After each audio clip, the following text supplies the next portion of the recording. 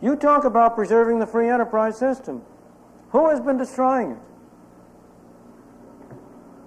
Business community must take a large share of the responsibility. We must not, you must, I'm going off my topic for tonight, but you must separate out being pro-free enterprise from being pro-business. The two greatest enemies of the free enterprise system, in my opinion, have been on the one hand my fellow intellectuals, and on the other the big businessmen, for opposite reasons. My fellow intellectuals are all in favor of freedom for themselves. After all, if I say to them, you know, it's terribly wasteful to have 10 people do research on the same topic.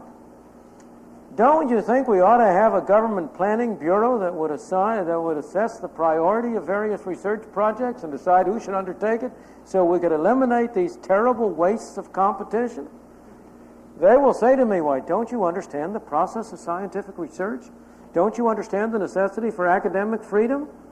For allowing people to choose their own subjects? Of course, I do understand it, and I agree with that.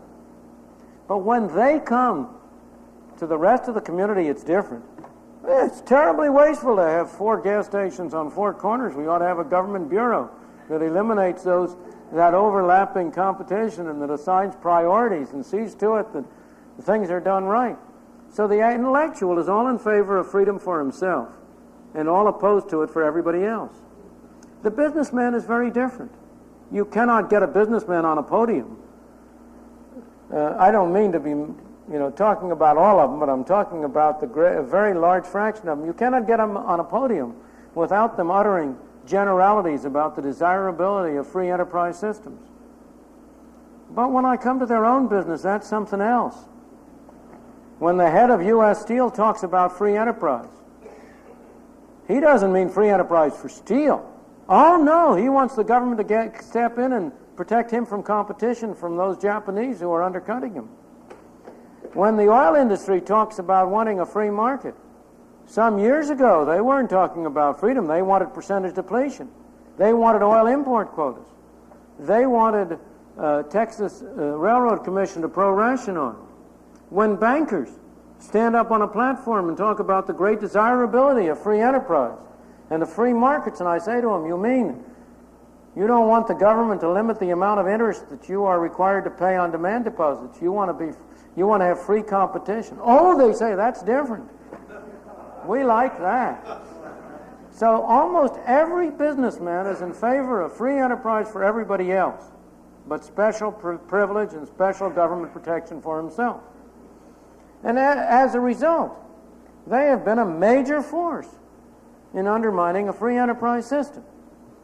And so any hope that you're going to protect a free enterprise system, you really mean to say that you expect U.S. Steel stockholders to propagandize for free trade?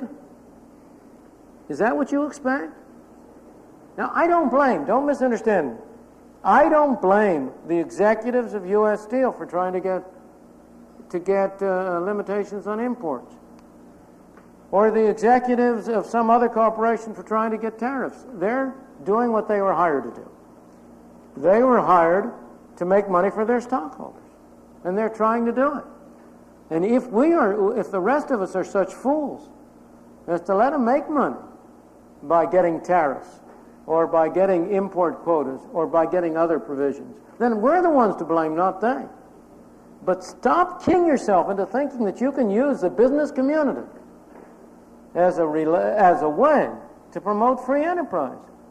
Unfortunately, most of them are not our friends in that respect.